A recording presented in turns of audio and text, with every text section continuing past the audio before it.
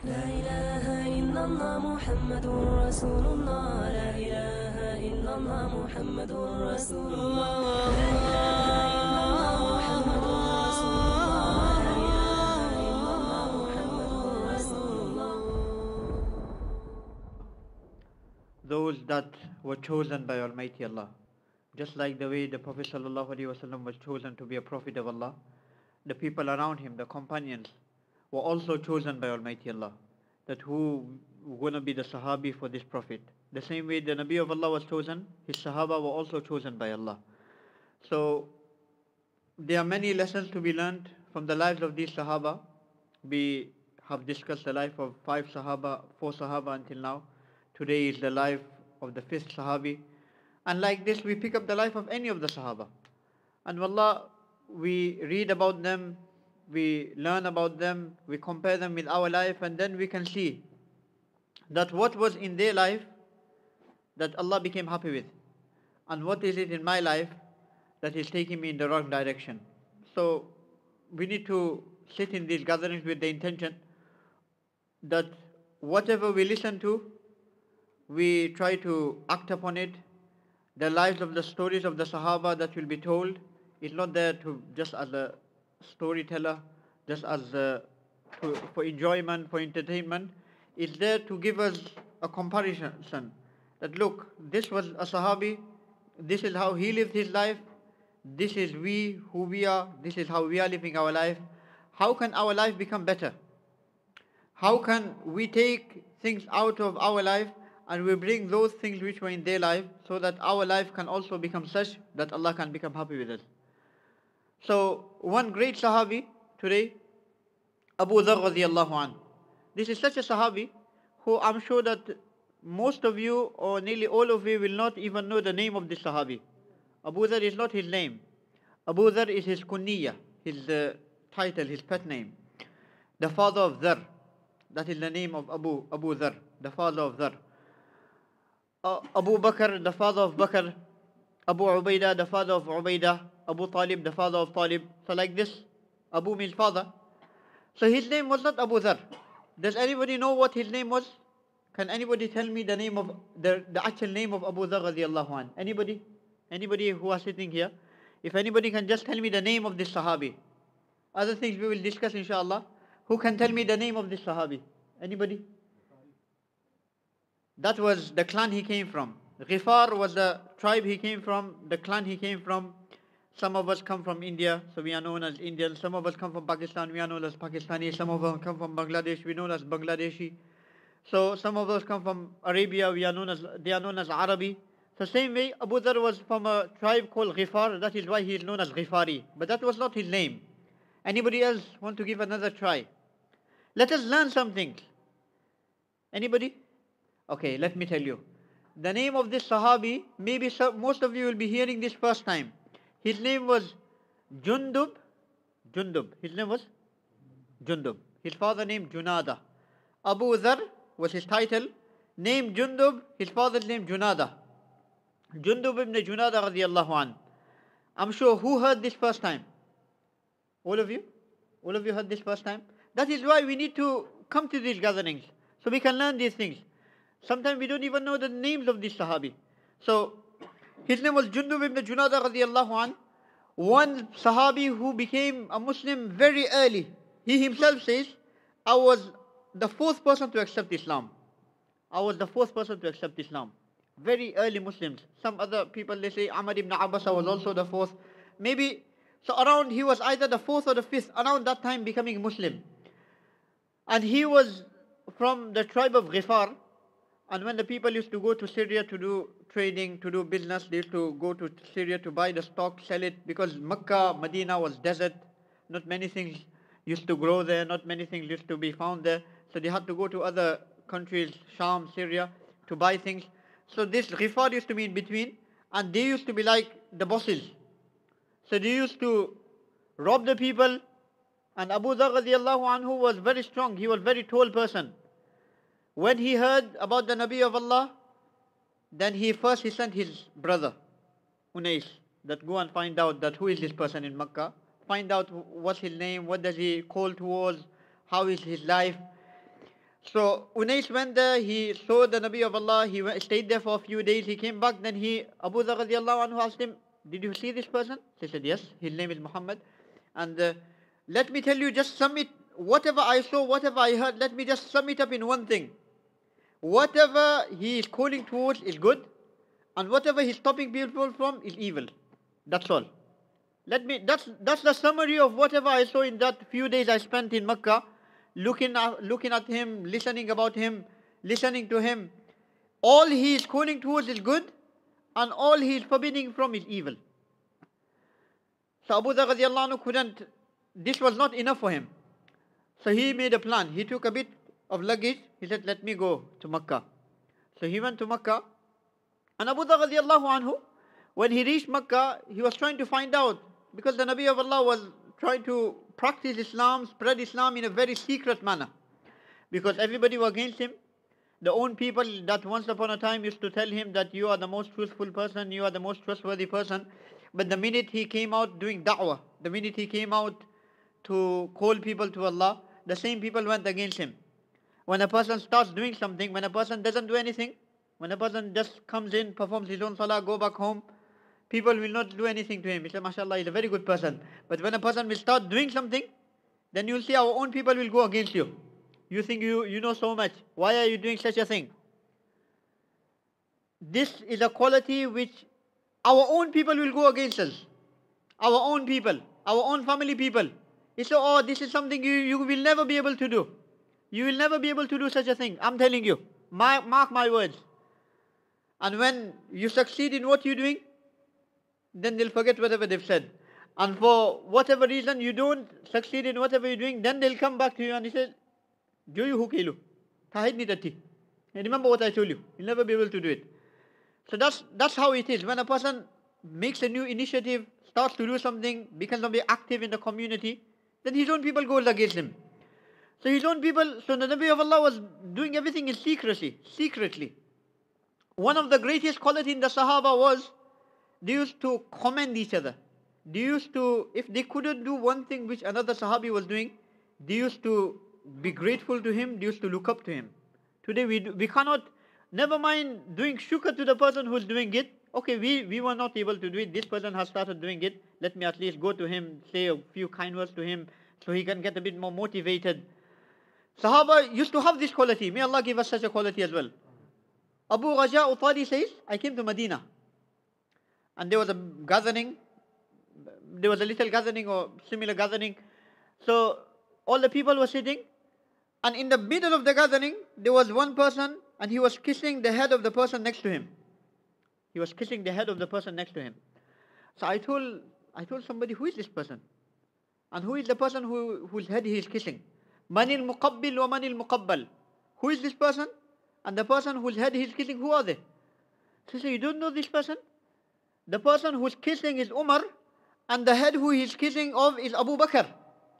And Umar is kissing the head of Abu Bakr radiyallahu anhu, and he's saying to Abu Bakr, I am congratulating you, I am doing shukr to you, I am being grateful to your efforts, your iman, your strive for deen. If it was not for you, today I don't know what would have happened to Umar. It was your steadfastness. When the Nabi of Allah left this world, it was your steadfastness. It was your iman. It was your power, your ilm, your knowledge, your foresight. Because of which today Umar is where he is. Otherwise, Umar wouldn't have known where he would have been. Today, how many of us go to congratulate each other? Brother, great work you are doing. I couldn't do it, but mashallah, you are doing it. Any support you need, my du'as are with you. Sahaba, they came to the Nabi of Allah. Ansar, the people of Medina, they came to the Nabi of Allah and they said, O Nabi of Allah, the Muhajirin, the people who did hijrah from Makkah to Medina, they came to the Nabi of Allah and they said, O Nabi of Allah, these Ansar, they have got so much reward. They have so much reward with them. We don't know how to get to the reward where they have got. We left our homes, they gave us homes, they gave us their homes. We left all our wealth in Makkah, they gave us wealth here. We left all our family in Makkah, they became our family. They opened everything for us, they gave us everything. They made us feel in Medina as if we have come to another home. They didn't even make us feel like strangers. They used to treat us like brothers. So much reward they are getting. What are we getting? How can we do something like this, what they have done? So, Nabi Kareem sallallahu alaihi wasallam said, do two things, and the reward that Allah is giving them, Allah will give you the same reward. The reward that Allah is giving them, you do these two things and Allah will give you exactly the same reward. No decrease in the reward. Nothing less in the reward. The first thing, you help them in what they are doing. Either with financially, health-wise, wealth-wise, time, whatever way you can try to help them in whatever way. Moral support, say a few kind words to whatever you are doing. Second thing, make dua for them. Second thing, make dua for them. To make that Allah makes them successful in whatever they are doing, and Allah gives them barakah in their life and whatever in support for them. If you do these two things, whether you did that thing which they are doing or not, Allah will give you exactly the same reward. How many of us, so many things in the community we can't do, other people are doing? If we do these two things, wallah, what other people are doing, we'll get exactly the same reward. Imam Malik rahimahullah, he see in his dream that he is on a stage in Jannah, but the blacksmith opposite him, the person who's completely a labor person, labor worker, completely he has got more, he's on a higher degree than him in Jannah. So Imam Malik shocked, what's happening? The whole day I'm teaching hadith, I'm teaching tafsir, so many people are becoming Muslim by me, so many thousands of students learning hadith by me, and this person, the whole day he's doing his blacksmith, whatever he's doing, and he's got the higher degree in Jannah than me. So he went to ask him, he said, what's happening? So he said two things. Whenever the time for adhan happens, I stop everything and I go to masjid. It's only me and my Allah, nothing in between. When adhan happens, I stop everything, put everything on one side, start walking to the masjid. Second thing, I always make dua that, oh Allah, what is my life use of? Look at Imam Malik, how many people are benefiting from him. Oh Allah, whatever Imam Malik is doing, give barakah in it. Oh Allah, make me like him. Although he was not like him, but Allah gave him a Jannah similar to Imam Malik. Just, he was living his own life. So today we cannot do many things, but if we start helping those who are doing it, if we start making dua for them, if we start saying some good things about them, then Allah, we will enjoy the same reward. So, when Abu Dharr Radiyallahu Anhu got to Makkah, then the Nabi of Allah was doing the work of da'wah very secretly. He was trying to keep it low because everybody was against him. Any people that were found to be Muslims, they were beaten, they were tortured, they were put under so much difficulty. Bilal Radiyallahu Anhu, we know the story, what happened to him. Last lesson we were talking about Ammar Radiyallahu Anhu, what happened to him, what happened to his father, what happened to his mother. So he stayed there for a few days.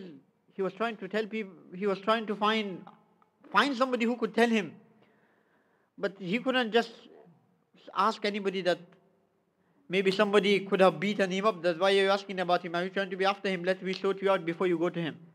So once Ali Radiyallahu Anhu was walking past and he saw this person doesn't look familiar, he doesn't seem to be around here, let me just ask him who he is, how he is, if he needs anything.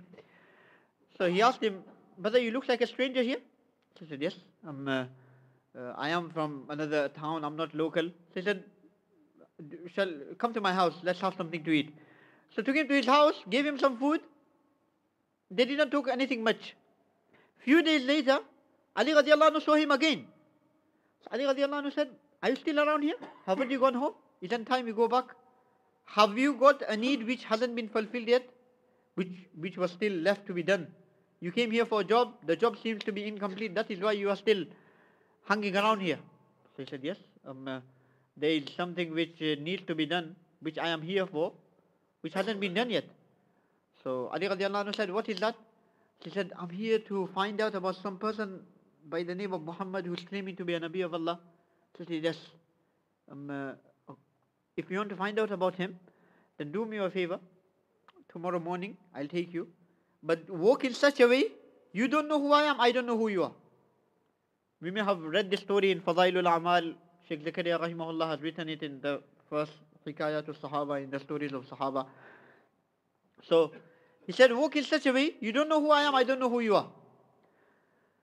And if we see somebody some enemy or something, if I see somebody coming, then I'll pretend I'm tying my lace or I'm doing something from the side, and you just carry on walking. So like this way he ended up going by the Nabi of Allah, and he listened to the Nabi of Allah, and he accepted Islam. The Nabi of Allah told him, the situation in Makkah now is such that you will have to face a lot of challenges. So my advice to you is, you go back to your town, wherever you come from, until the help of Allah comes, until things get a bit better, and then you will be notified. But he said, "Oh Nabi of Allah, no, I've become a Muslim, I want to advertise it. I want to let the whole world know that I'm a Muslim. How can a true Muslim be a quiet person?" The Nabi of Allah gave this advice just for his own self, looking at him that this is so that he doesn't get hurt. But he himself was ready to take up the challenge. So he went in the middle of Makkah near the Kaaba, and he said, "I have both Iman on the one Allah, and I have taken the Nabi of Allah as the Messenger of Allah." The whole Quraysh jumped on him. They started beating him up. So Abbas Radiyallahu Anhu, he wasn't even a Muslim that time. He came and he said, "Do you know who this person is? Whenever you go to do business in Syria, Sham, these people's family come in between. If you will hurt this person, if you will injure this person, the whole family will be after you. You'll never be able to go on that route again to do business. Look who you dealing with here." So immediately everybody stopped. Anyway, Abu Dharr Radiyallahu Anhu came back to his clan, Ghifar. Then after the Nabi of Allah came to Medina, Uhud, Badr went past, Uhud went past, Khandaq went past. Then he came to Medina with some of his family people from Ghifar. The Nabi of Allah actually made dua for them. Ghifar, ghafar Allahu lahu. Wa aslam salam Allahu lahu. Ghifar, the name is Ghifar, may Allah forgive them. And the tribe, the family of Aslam, may Allah keep them safe. The Nabi of Allah actually used to make this kind of dua for people. So when he came to Medina, he was such a Sahabi that the Nabi of Allah used to many times resemble him with Isa alayhi salam. The Nabi of Allah many times used to say, if you want to look at the humility, the humbleness, the tawadu of Isa, look at Abu Dharr. Once Abu Dharr Radiyallahu Anhu was sitting with Jibreel alayhi salam was sitting with the Nabi of Allah, and Abu Dharr Radiyallahu Anhu went past. So Jibreel alayhi salam said, "Hada Abu Dharr, this is Abu Dharr. Law sallama alayna, if he would have made salam to me, I would have replied to his salam." So the Nabi of Allah said, "You know Abu Dharr, Jibreel? You come from the heavens and you know Abu Dharr? Abu Dharr is a local person in Medina. How do you know him?" So Jibreel alayhi salam said, "Abu Dharr is more famous in the heavens than he is on the earth. Abu Dharr is more famous on the heavens than he is on the earth." Sometimes local people, they don't know him.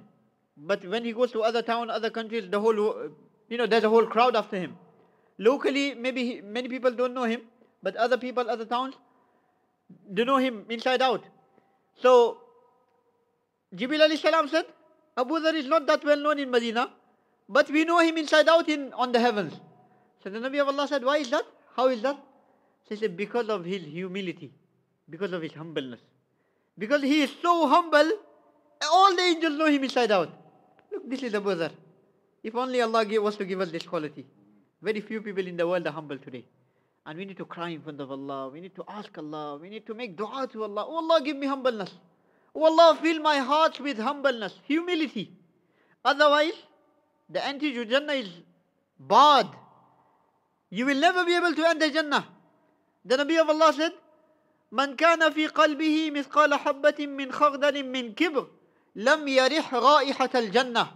The person in whose heart there is an iota, equivalent to a mustard seed, a little dot of pride, never mind going to Jannah, he won't even smell Jannah.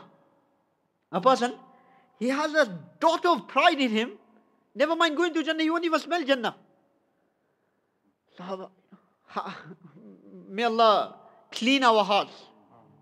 Otherwise, if we die with pride, Any person says anything to us, we get filled up. You know who you're talking to. What's your words? I'm so and so. Immediately we become proud. Immediately we become blown. We need to be humble. For the sake of Allah, we need to ask Allah for these things. When Shah Ismail Shahid rahimahullah, when he was sitting with his people, then he used to say to his people that if I die and Allah asks me, what have you bought for me? Kya leke aaya? Now what you have bought for me? He said, I would ask Allah, oh Allah, I have bought such a thing which even you don't have. Something, you don't even have such a thing. He said, what is that? Allah has got everything. What hasn't Allah got? Allah is the creator of everything. So he said, I will tell Allah, oh Allah, I have bought tawadu, I have bought humility for you. For Allah is not only greatness, Allahu Akbar, Allah is only great. Allah is the greatest of all things. Allahu Akbar, وَلَهُ الْكِبْرِيَاءُ فِي السَّمَاوَاتِ وَالْأَرْضِ. The greatness of the heavens and the earth is only for Allah. How dare a human who is a slave of Allah take something out of it? Al-Kibriya'u ridai wal-azmatu izari. The Almighty Allah says that pride, greatness is only for me. It's only for me. The person who tries to take a bit of it, tries to act a bit proud, tries to think a bit great of himself, then I will destroy him. Never mind going to Jannah, he won't even smell Jannah. May Allah save us. So Abu Dharr Radiyallahu Anhu is so famous in the heavens because of his humility, his humbleness. Because he is so humble, he doesn't think anything about himself. He thinks everybody to be better than him. So just imagine, Hazrat Thanvi rahimahullah, somebody came to him. He said, are you better or the dog? Are you better? Or this dog better than you? Somebody was to come and ask us, are you better or the dog? What were you going to tell him? He said, were you trying to compare me with the dog? Who do you think you are? But can you just imagine? He said, if I was to die with Iman, I am better than the dog. Otherwise the dog is better than me. Subhanallah. If I was to die without Iman, this dog is better than me. If I was to die with Iman, then I am better than the dog. No offense. They're taking nothing against him. We need to be humble. And we need to ask Allah for these things. And we need to look up to everybody. Otherwise, the problems that we are going through today is because of prideness, family problems. Why did he say this to me? I'm not going to talk to him. Why did he do this to me? I'm not going to talk to him. We think something to ourselves. Okay, he did this to me, no problem, I'm nothing anyway. Allah will deal with him. He said this to me, alhamdulillah, I'm nothing anyway. Allah will deal with him. If you look at it that way, the world will be a much better place to live in. The world will be such a beautiful place to live in. If everybody respects everybody else, nobody is proud, everybody is humble. So Abu Dharr Radiyallahu Anhu, once the Nabi of Allah actually said, if anybody wants to look at the humility, the tawadu' of Isa alayhi salam, then he should look at Abu Dharr. Abu Dharr Radiyallahu Anhu, his humility, his humbleness will remind you of Isa alayhi salam. Once the Nabi of Allah was sitting with the sahabah Radiyallahu Anhum. He was sitting with the sahabah Radiyallahu Anhum. And he said, the one who can give me guarantee, that he will stay in the same way that I have left him in. Meaning, when the Nabi of Allah left this world, the way the Sahaba were, the condition they were living in, if they stay like that until they die, they will be the closest to me on the day of Qiyamah.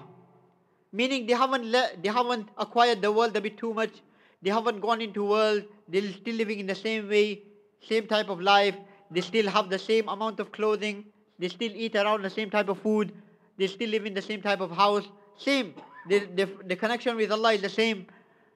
Then they will be the closest to me in Jannah. Abu Dharr Radiyallahu Anhu, he said, O Nabi of Allah, I am ready to do it. O Nabi of Allah, I've heard this from you, I give you guarantee I will stay like this. Other Sahaba, they were shocked. Abu Dharr, are you sure you will be able to do such a thing? Abu Dharr, are you sure? This is a great thing. This is a very great thing.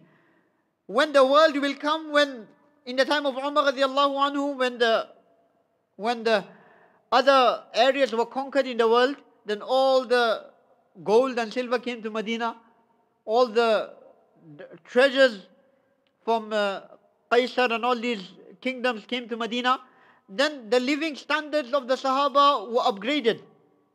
Abu Hurairah radiallahu anhu used to sometimes cry. Umar radiallahu anhu used to cry as well. That, oh Allah, what is this? All this dunya coming to us, all this wealth, all these treasures. Oh Allah, are you giving whatever you are going to give us in the akhirah already? Are you already going to give us already in this world? So Abu Dharr radiallahu anhu, he said, O Nabi of Allah, I will do it. So some Sahaba, the way they looked at it, that, are you sure you'll be able to do it, Abu Dharr? You know what the Nabi of Allah is asking about? What he wants guarantee for?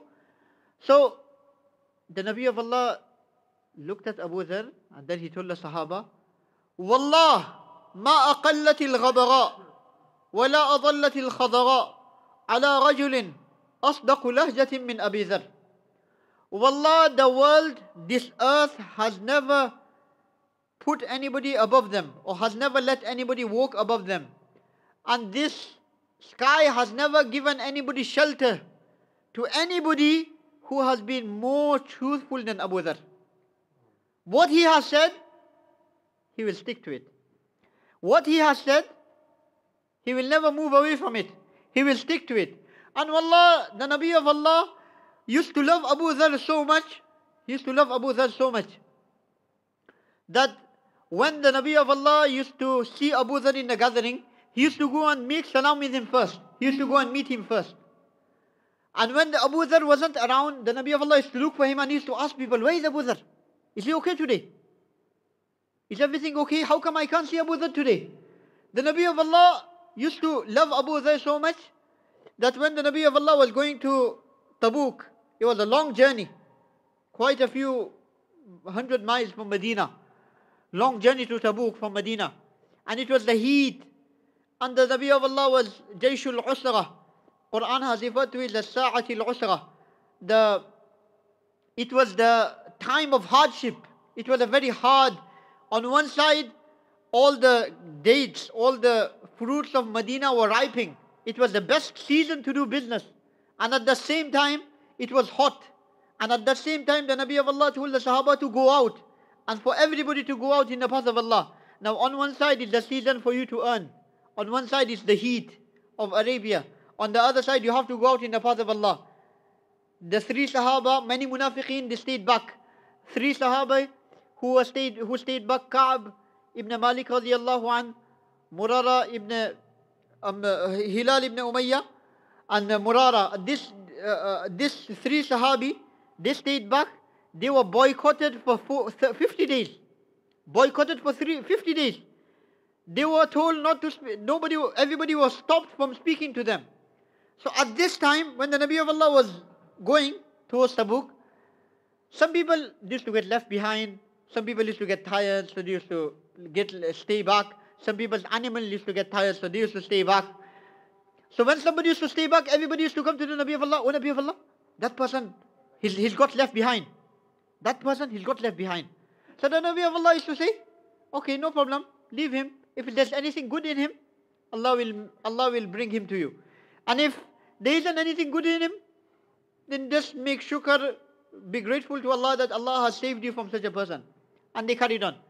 Another Sahabi or another person got left behind, so some Sahabi, they came to the Nabi of Allah, look, that person got left behind. The Nabi of Allah said, no problem, leave him. If there's anything good in him, Allah will make him reach us. If there's nothing good in him, then just make dua, just do shukr that Allah has saved him from you. A time came when somebody came to the Nabi of Allah and they said, Abu Dharr got left behind. Abu Dharr got left behind. So now the Nabi of Allah is quiet, he's thinking. He's thinking, what should be done? Abu Dharr is left behind. Now he didn't say that if there's anything good in him, no. He didn't say anything. He was quiet and Abu Dharr Radiyallahu Anhu's camel was very slow because you can imagine the heat and everything. So what he did was, he got left behind and the Nabi of Allah got a bit far away. Now, when the Nabi of Allah got to Tabuk, Abu Dharr Radiyallahu Anhu, what he thought, I cannot, if I depend on this camel, I'm not going to go anywhere. So he took all his luggage, he put it on him, put it on his back, and he started walking. And he said, okay, if the camel will come, I'm going. So he carried on. Some Sahabi, they saw one person coming from far. They said, O Nabi of Allah, we can see somebody coming. We don't know who he is. The Nabi of Allah said, make it that it is Abu Dharr. Wallah, make him Abu Dharr. When he came a bit closer, then some Sahabi said, O Nabi of Allah, I can see him clearly. It is Abu Dharr. O Nabi of Allah, I can clearly see him. That person is Abu Dharr. So the Nabi of Allah, he looked at him and he said, Abu Dharr is walking alone. He will die alone. And he will be resurrected under the Qiyamah alone as well. He is walking alone, all on his own. He's going to die alone. Not as a curse or anything, just as out of love. And he will be resurrected under the Qiyamah of alone as well. The Nabi of Allah, once he said that if anybody, there are two narrations now. One narration I told you, that the Nabi of Allah, once he mentioned, that if anybody wants to look at the humility of Isa alayhi salam, he should look at Abu Dharr. Another narration now. The Nabi of Allah said, if anybody wants to look at the abstinence, the staying away from this world, the zuhud of Isa alayhi salam, then he should look at Abu Dharr. Two great qualities, which were in Isa alayhi salam, Abu Dharr had the same two qualities. Two great qualities, which were in Isa alayhi salam. The amount he stayed away from this world, and his humility, both of them were in Abu Dharr. So, just imagine, like I mentioned a few lessons ago about Mu'adh radiyallahu anhu, Ibrahim alayhi salam, Inna Ibrahim kana ummatan qanitan lillahi hanifa. Almighty Allah mentions that Ibrahim was one person, but Allah has referred to him as a whole ummah, as a whole nation. He was just one person. As a person, he was just one. But Allah has referred to him as a whole ummah. So, what does this mean? Sometimes somebody asks you, brother, are you married? Yeah. How many children do you have? 2. Only 2? No. You want to ask? 2 is more than enough. 2 is more than enough. The amount of these two keep me busy. It's like a whole dozen. These 2, the amount of busyness they put me in, and the amount of evil or the amount of misbehavior these 2 do, is like a whole class doing misbehave. Ibrahim was one person, but Allah is saying, he made me so happy. Even a whole ummah put together couldn't make me so happy. A whole nation put together couldn't make me so happy. So when Abdullah ibn Mas'ud radiyallahu anhu saw Mu'adh radiyallahu anhu, then he said, the qualities that Allah is referring to Ibrahim alayhi salam with, I can see the same qualities in Mu'adh. Mu'adh was just one person, but he had so much knowledge, he had made Allah and His Prophet so happy, that all the ummah put together couldn't make him so happy. So same way, the Nabi of Allah said 2 qualities in Isa alayhi salam were found in Abu Dharr radiyallahu anhu. Abu Dharr radiyallahu anhu, let's do a bit of recap. What was his name? How many of you remember his name now? What was his name? Jundub, mashallah. So you are awake. That was just like a little test, that just trying to make sure that everybody is listening with attentively. Jazakum Allahu khairah. So Abu Dharr radiyallahu anhu, his abstinence from the world, his staying away from the world was amazing. It was exceptional. And that is why many Sahaba never used to get along with him. Some Sahaba, he used to tell the Sahaba, if you keep a bit bigger house than you need, that is haram. You have a bit extra food than you need on that day, haram. You have a bit extra pair of clothes more than you need, haram. And he used to give fatwa like this. He said, this world is there to fulfill your need, not to gather it. If we start making big houses, if we start gathering wealth, if we start gathering clothes, this is not what Allah has sent us into this world for. So he used to be very extreme. He used to tell the Sahaba, and he used to tell other people around him, he said, make sure your house is just according to your need, nothing more. One person came to his house, the house was completely empty, just a shelter on him. He said, Abu Dharr, where's your bedding? Where's everything in the house? Where's your cups? Where's your plates? Where's your carpet? Nothing. There's nothing inside the house. So he said, my house is fully furnished already in Jannah. My house is ready to walk into in Jannah. This house, I'm going to walk out of it. What's the point of building this house, decorating it, putting fancy carpets, fancy furniture in, when I'm going to walk out? The house which I'm going to walk into will be the one in Jannah, so I'm left everything for that. So one day, in the time of Umar Radiyallahu Anhu sent him to Sham, Syria, where Muawiyah Radiyallahu Anhu was the governor there. So Muawiyah Radiyallahu Anhu used to, if people were becoming Muslim, then he used to make houses for them, and the houses were of good quality, good standard housing, some decent housing, not very low as well, not very high as well, something you could live on, something that you wouldn't be every now and then you'll have to, if the ceiling is leaking, you have to put a new cement in, if the pipe is leaking, something of a good condition that would be okay for everybody. So Abu Dharr Radiyallahu Anhu used to tell people, this is haram. If a little, just one shelter is enough for you, all these houses, it's haram for you to live on. So now people used to get shocked. Muawiyah is making the house for us. Abu Dharr is telling us it's haram to live in these houses. What should be done? Now, so Muawiyah Radiyallahu Anhu tried to test Abu Dharr Radiyallahu Anhu, that is he just saying it, or is he practically doing what he's telling other people to do as well? Some people, some imams, some sheikh, they want to give big talks, big fatwa they want to give, but their own life completely out of it. Completely out of it. That is what you call fitna. They practically not following it, or they have no intention of following it, but they want to impose it on others. So Muawiyah Radiyallahu Anhu, what he thought is, let me test this person. So he sent one person, he said, go and give 50,000 dinar, go and give it to Muawiyah. Go and give it to Abu Dharr. And tell him it's hadiyah for him, gift for him.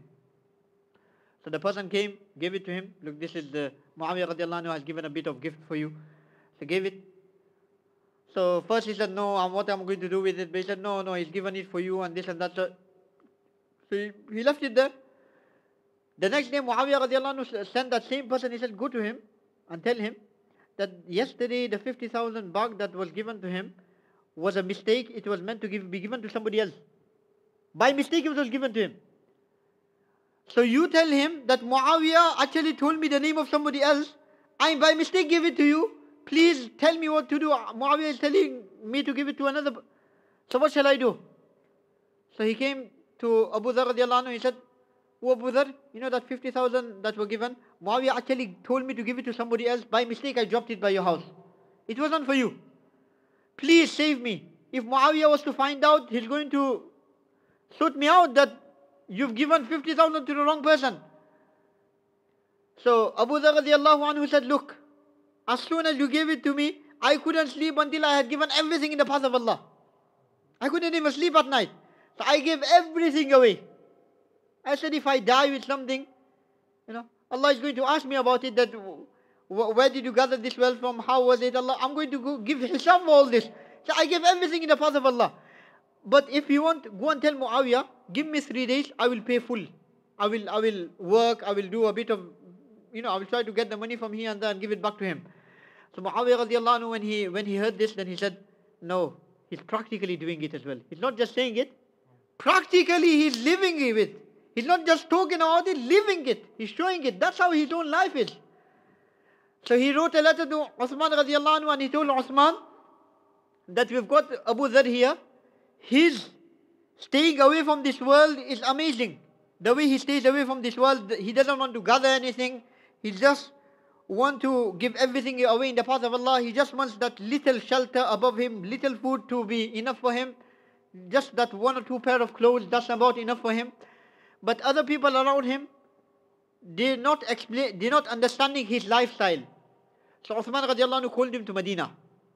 When he came to Medina, Uthman Radiyallahu Anhu told him, oh Abu Dharr, I want you to stay with me. I want you to stay with me. And he used to always tell the Sahaba, Abu Dharr Radiyallahu Anhu used to always tell the Sahaba, that when all of you die, and when I also die, the closest to the Nabi of Allah on the day of Qiyamah will be me. Because all your living standards change after the Nabi of Allah. The houses you were living in the time of the Nabi of Allah, you are not living in the same houses anymore. Your houses have got a bit bigger now, a bit more better. And the clothes you are wearing in the life of the Nabi of Allah are not the same. My clothes, my house is still the same. My house, my clothes, everything is still the same. I haven't changed. Since the Nabi of Allah passed away, until today I haven't changed. So my life is the same as the Nabi of Allah left us on. So on the day of Qiyamah, I will be the closest to the Nabi of Allah. So Abu Dharr Radiyallahu Anhu, when he came to Medina, Uthman Radiyallahu Anhu told him, "Oh Abu Dharr, I want you to stay by me. You have got so much knowledge." And can you just imagine how much knowledge he had?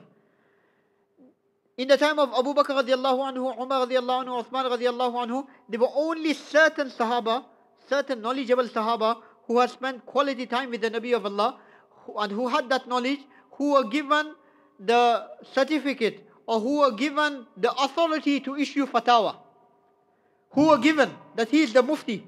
Not everybody and anybody could do it. Today everybody and anybody is becoming a mufti today. May Allah save the ummah. But in those days, all of them were sahabi. Can you just imagine? All of them were sahaba.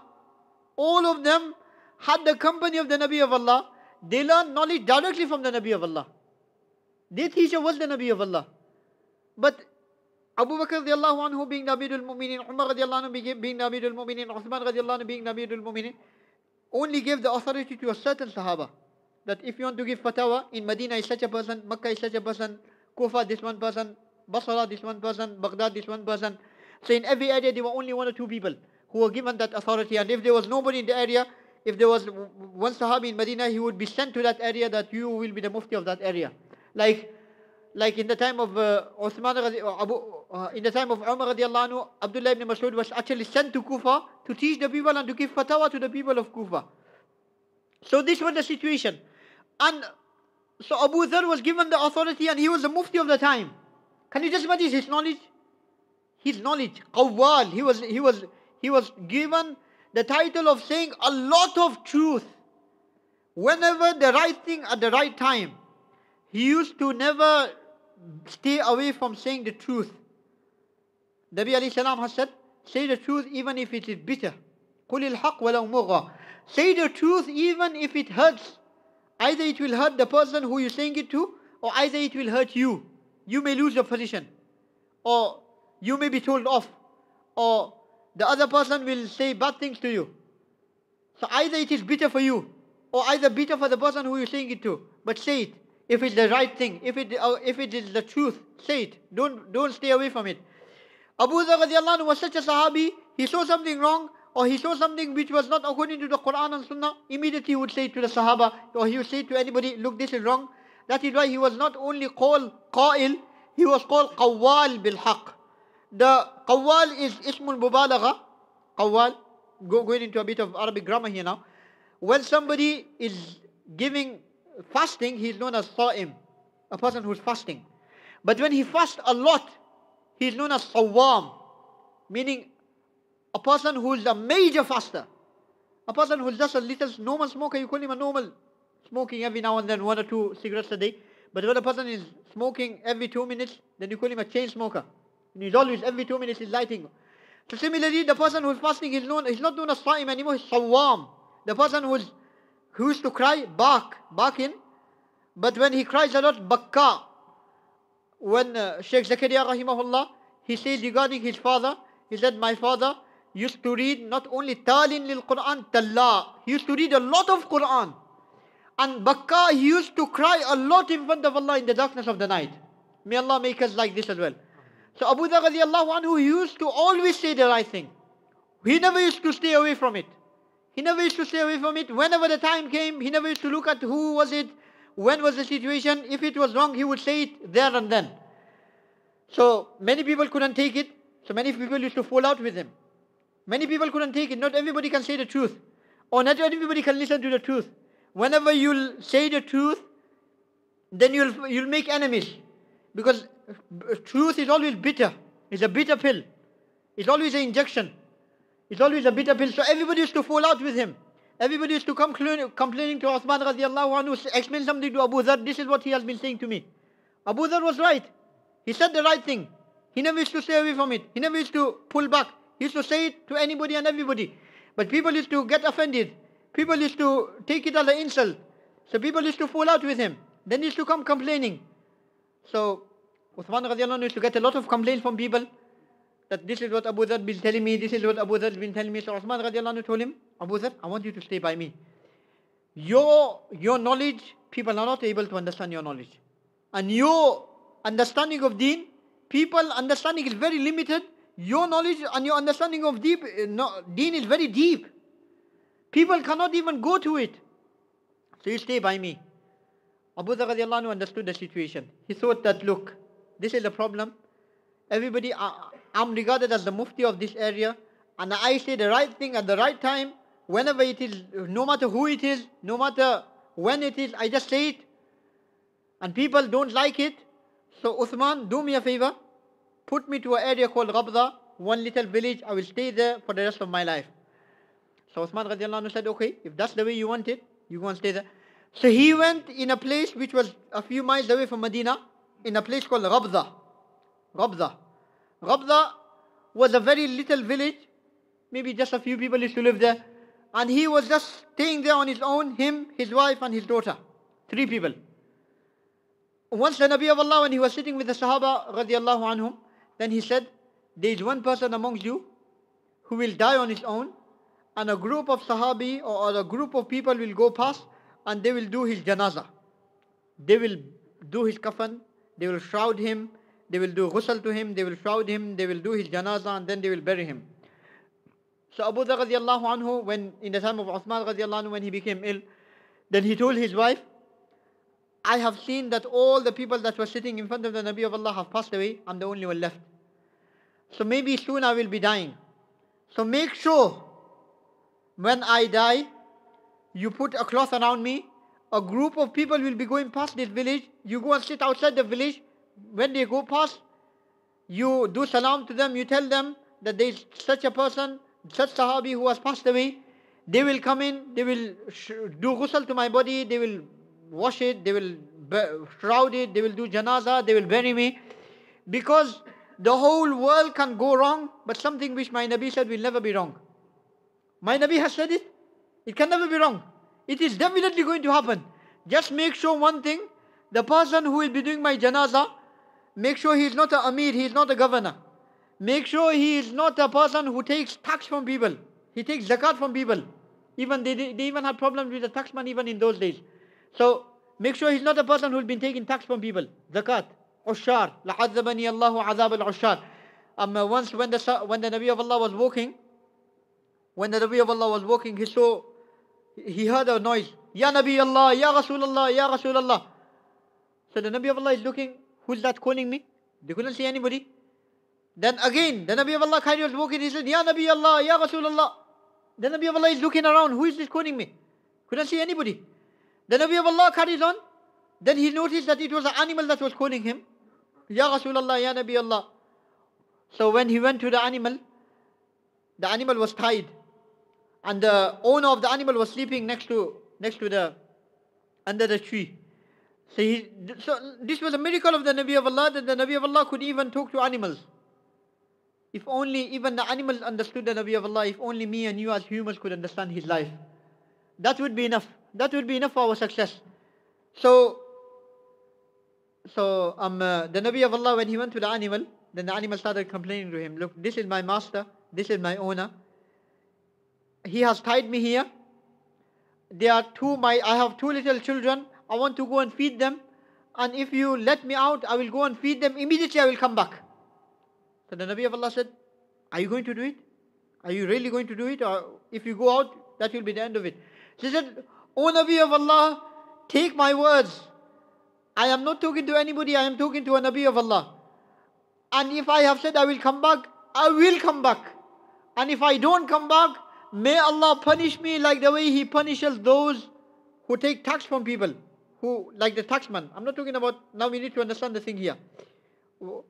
What people used to do in those days, they were sent out to give zakah. It used to be sent out to take zakat from people and to non-Muslim areas, jizya, tax from people. So what they used to do? They used to stay at one side or at the border of the town, the city, and they used to tell people, all of you should come here and give your tax to me. And they used to always take a bit extra for themselves, which is haram. Which was haram. They used to always take a bit, pull a bit of strings here and there, which was haram. So that is why the Nabi of Allah said, if anybody does such a thing, he is of such a nature, he is not truthful, he doesn't go to people himself, he makes everybody come to him, and he robs people and he takes above what they should be giving, and he miscalculates it and all these things, then he will be given one of the worst punishments. He will be given one of the worst punishments in Jahannam. So this animal said, O Nabi of Allah, if I am not stick to my word, may Allah give me one of the worst punishment. May Allah punish. So the animal went. After a while it came back. The Nabi of Allah was tying the animal back. And as soon as the animal was being tied back, the owner got up. And he said, O Nabi of Allah, what is this? He said, look, do you like this animal? He said, yes, I love this animal. He said, I have given this animal to you as a gift. So the Nabi of Allah opened the animal up again. I said, you are free for the sake of Allah. You were truth in what you did. You are very trustworthy. You kept to your word. Allah has given you freedom. Allah has given you freedom. الصدق ينجي والكذب يهلك. You say the truth. You may think that I will be trapped or I will be cornered. But wallah, you say the truth and Allah will open ways for you. And you lie and you think you're going to get away with it. Or you think you have lied and it's all over. But that lie will haunt you back. That lie will get back to you. It will destroy you. To the extent that sometimes lie will even take you all the way to kufr. Will even make you a non-Muslim. You may not know that you are non-Muslim, but it may end you up as a non-Muslim. Sometimes we take lie as so lightly. It's one of the major sins. We say, oh, it's only a little lie. I just did it for a laugh. But it's a major sin. Lying is such a major sin. It's La'natullahi ala al-kadhimin. The people who lie, Allah is cursing them. Now, lying has become so common nowadays. Little things we are lying. That is why Shaykh Zakaria rahimahullah has written that we have no regret, not much regret on that person who was born a non-Muslim. He spent his whole life worshipping other people than Allah, and he died as a non-Muslim, and on the day of Qiyamah he will be resurrected as a non-Muslim. You have regret that he died without Iman, a bit of regret. But we feel more regret on that person who was born as a Muslim, who had a Muslim name, who used to come to the masjid, but the actions that he did in his life, lying and other actions, he lost his Iman in his lifetime. People, when he died, took him as a Muslim, but in the list of Allah, he was in the list of non-Muslims. On the day of Qiyamah, he is resurrected as a non-Muslim. We have more regret on such a person, because he wasn't careful in lying. He wasn't careful in the things he did, because of which he lost his Iman. And he died as a non-Muslim. Okay, he had a Muslim name. He lived in a Muslim family. He used to come to the masjid, but he lost his Iman because of the actions he was doing. May Allah save us. So, Abu Dharr Radiyallahu Anhu said, make sure the person who will do my janazah, make sure he's not one of these taxman. Make sure he's not one of these. Because the Nabi of Allah said, one of the worst person on the day of Qiyamah or in Jahannam will be given to such a person. So, Ibn Mas'ud Radiyallahu Anhu, so when he passed away, his wife came out of the village and she said, look, this is the Abdullah ibn Mas'ud Radiyallahu Anhu was going to Medina from Kufa. So when he went past, then he said, this lady, what is she doing here on her own? She said, sister, you okay? She said, yes, there is one person who has passed away. She said, who is this person? She said, it is Abu Dharr. She said, the Sahabi Abu Dharr? She said, yes, it is the Sahabi Abu Dharr. She said, oh, Abu Dharr is dying in such a state, all on his own in an unknown village. She said, no, please come in, help me wash the body, shroud it. She said, Ibn Mas'ud Radiyallahu Anhu, he came, he shrouded the body, he washed the body, they did the janazah. and the group of people that were with him, they were all in the janazah, and then they buried him. And then he said, the Nabi of Allah said the truth thing. He said when he saw Abu Dharr walking on his own, coming on his own in Tabuk, he said, Abu Dharr, you are walking alone, you will die alone. And on the day of Qiyamah, you will be resurrected alone as well. So, Abu Dharr Radiyallahu Anhu, this is how he passed away. And when Abdullah ibn Mas'ud Radiyallahu Anhu came to Medina, 10 days later, or a week later, he also passed away. Abdullah ibn Mas'ud Radiyallahu Anhu. And this was in the time of Uthman Radiyallahu Anhu. His abstinence, the lessons we need to learn from the life of Abu Dharr. Let us briefly go through the lessons that we need to learn. The first thing we need to learn from the life of Abu Dharr, we need to take up any challenge as a Muslim. Abu Dharr Radiyallahu Anhu took up, as soon as he became a Muslim, he went out openly and said it, that I am a Muslim. If we as a Muslim are told to take up any challenge, we should be ready for it. First lesson from the life of Abu Dharr Radiyallahu Anhu. Second lesson from the life of Abu Dharr Radiyallahu Anhu is his closeness with the Nabi of Allah. The Nabi of Allah couldn't do without him. Today we need, the Nabi of Allah is not around, but his teachings are around. His life is around.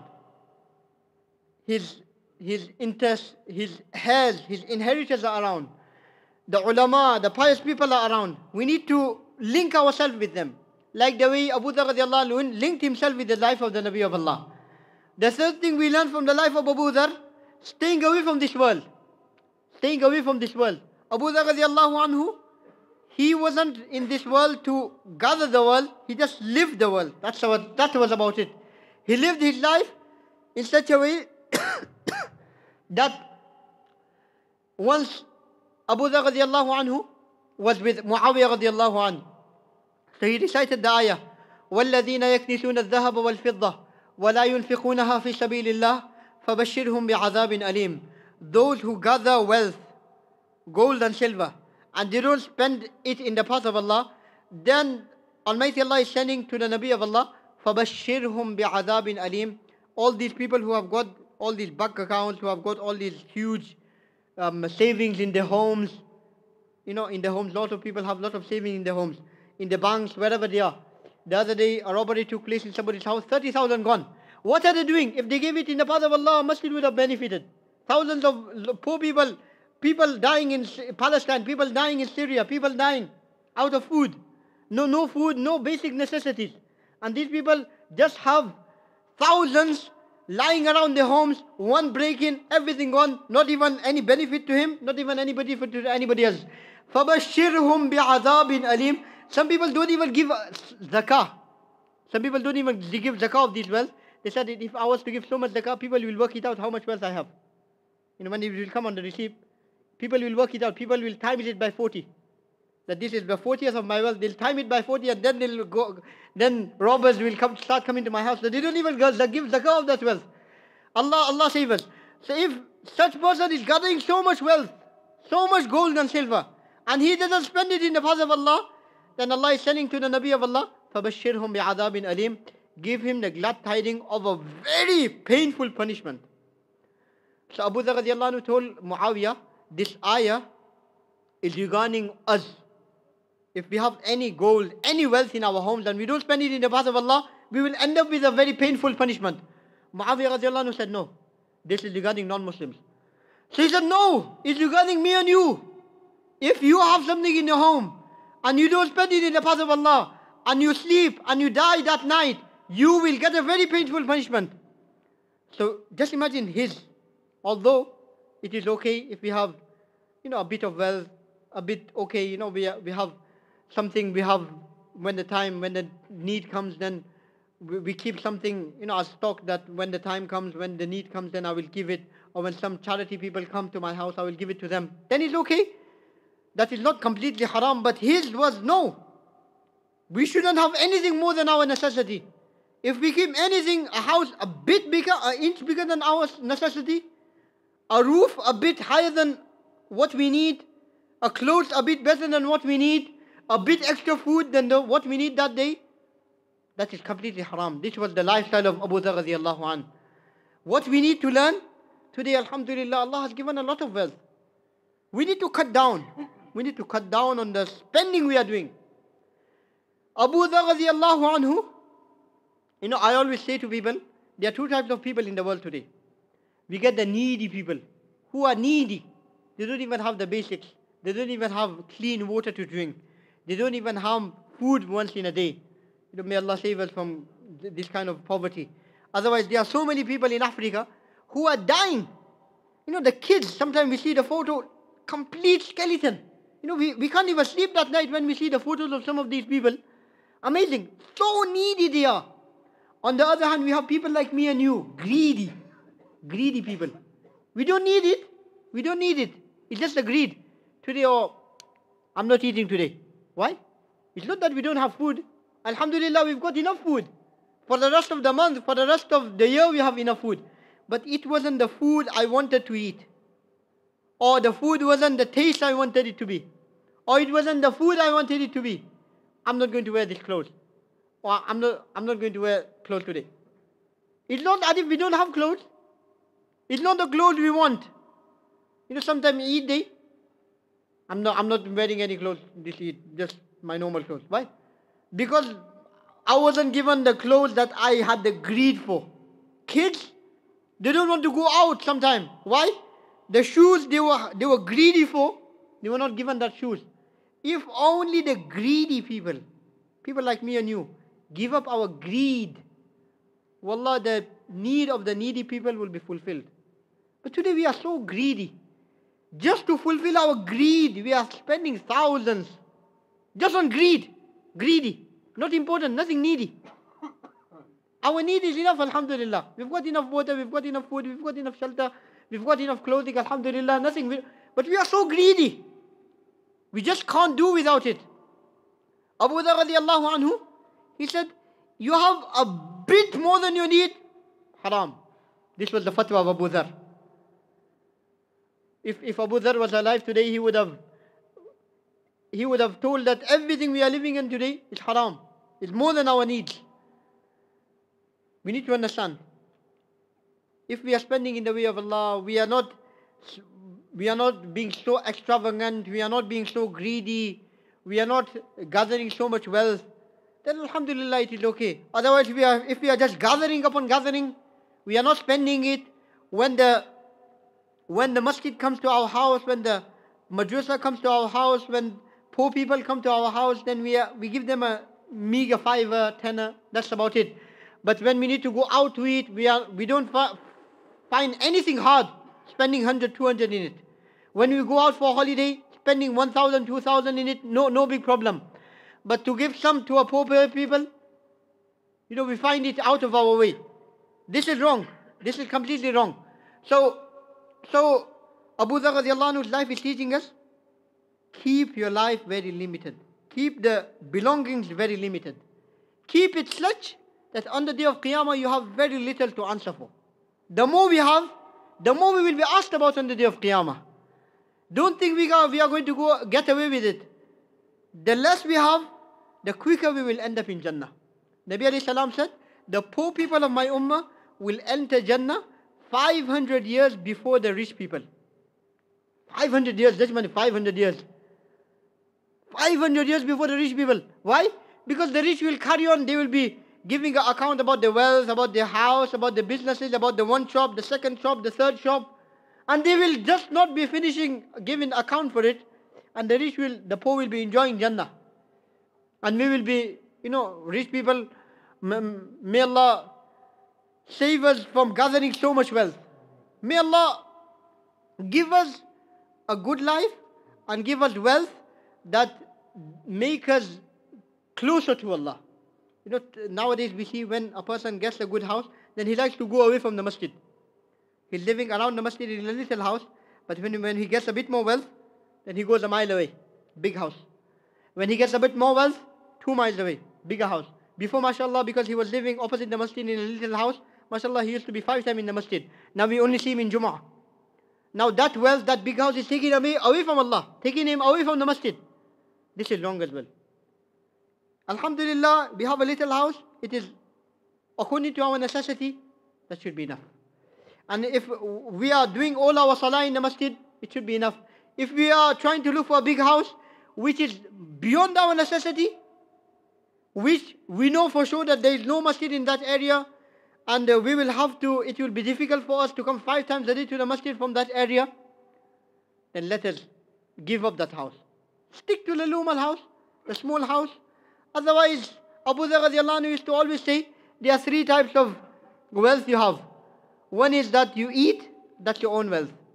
One is you give it in the path of Allah, Allah will give it to you either in this world or Allah will give it to you in Jannah. The third type of wealth, you live, you die with it without spending it, the people, your children will be fighting for it. That's what's happening today. Children are fighting, court cases, just on inheritance. May Allah save us. Just fighting, I should have the house. Just today a case came, one brother is not ready to give his 4 sisters any part of it. Immediately, as soon as the father passed away, he took the house on his name. Now that house will take him to Jahannam. That house will take him to Jahannam. Why? Greed for wealth, greed for wealth. I need to have as many houses on my name. I should have the most house. And Abu Dharr Radiyallahu Anhu, I should have the smallest house as I need. I should have the least clothes I need. I should have only that much food. That is enough for me for the day. This is the life of Abu Dharr is telling us. Another lesson from the life of Abu Dharr, humility, humbleness. The more humble we are, the more we will become famous in the heavens. The life of Abu Dharr is telling us, stay a humble life. You don't become so proud of yourself. Don't have this haughtiness in you. Don't have this greatness in you. I am a slave of Allah and I will live my life as a slave. I don't want to become so great. I don't want to become such a proud person. Otherwise we die with a dot of pride in our heart. Never mind going to Jannah, like I mentioned, we won't even smell Jannah.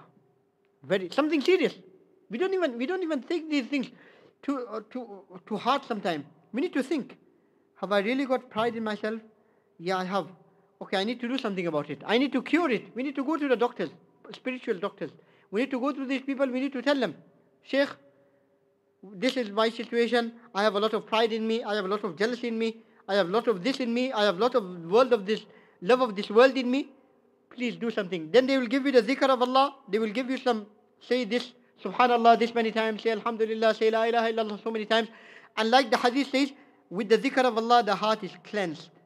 And you will see, you will do what the pious person tells you to do. You will do what the true wali of Allah the friend of Allah tells you to do. And you will see your heart getting cleansed, and you will see your heart getting closer to Allah. So we need to clean our hearts. So may Almighty Allah give us the ability to take lesson from the life of this Sahabi. So many things to be learned from the life of Abu Dharr. Maghatan ya Aba Dharr wa illa fadhar. Maghatan ya Aba Dharr wa illa fadhar. Once somebody saw Abu Dharr, just one incident I forgot. Once somebody saw Abu Dharr, and he was walking with his servant, with his slave. So Abu Dharr and his slave had the same clothes, same type of clothes. So somebody told Abu Dharr, you the master, you're the boss, and he's your slave. You know, so nowadays the boss has a certain amount and the people employee. They're both free anyway. They're both free. They're both free people. Was a slave. Abu Dharr had actually bought him. So somebody saw both of them with the same type of clothes. So he said, what is this? Abu Dharr, this is a slave. You can give him a low quality of clothes to wear, and you're the master. You can have you can have 2 pairs of high quality clothes. You are wearing a good quality clothes, and you are making your slave wear the same good quality clothes. What is this?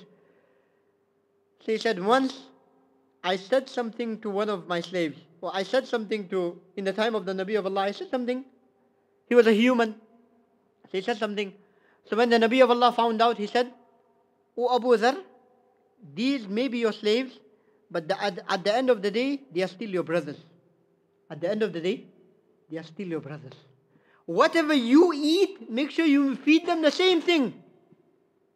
Okay, here we won't see the situation, but back home, India, Pakistan, we will eat the hot food, and the leftover food we will give it to those who come to work in our homes.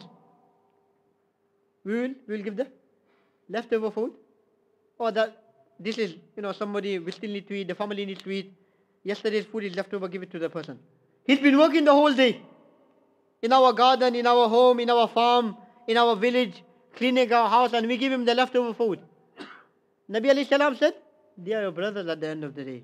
Whatever you eat, make sure you feed them the same thing. Whatever you wear, make sure you make them wear the same clothes. And whatever job you tell them to do, make sure you help them doing that job. Make sure. Nowadays, when our employee or the employer, when the person who is working for us, or back home, somebody, some poor person is working in our home, the way we treat them, we give them a job to do and the person, he cannot do it. The amount of swears that come out, the amount of taunting that comes out, the amount of slandering that comes out. What use are you? You cannot even do such a simple job. Nabi alayhi salam said, whatever job you give them to do, make sure you help them doing it. Abu Dharr said, since the day I heard this from the Nabi of Allah, I made a vow. I took it upon myself. I will eat the same food and I will give my slaves the same food. I will wear same clothes and I will give my slaves to wear the same quality clothes. Where will we see people like Abu Dharr today?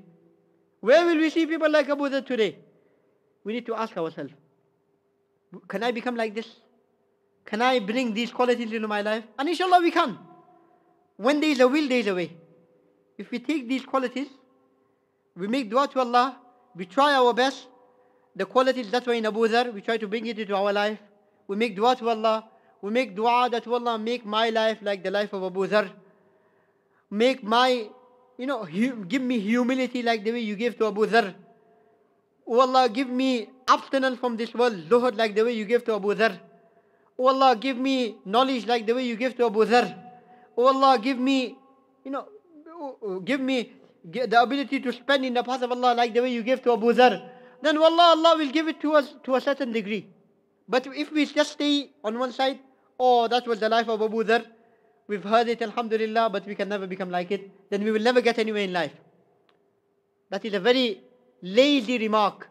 Abu Dharr, he was a sahabi, who is me? I can never become like him. No. If Abu Dharr as a human could do it, why cannot I do it? If Abu Dharr as a human could do it, why cannot I do it? I will try my best to do it. And if I die in the process, inshallah, Allah will give me the reward. Allah will give me the reward. So we need to make dua to Allah. We need to try our best. Only then we will see the benefits of these gatherings. Otherwise, people will come and go, and our life will still be the same. The main reason for this gathering is not just as another program, as another talk or something. Otherwise, talks take place. Lot of big ulama come, they do talks. Lot of people listen to them. That is not the purpose. The purpose is, we come here with another intention.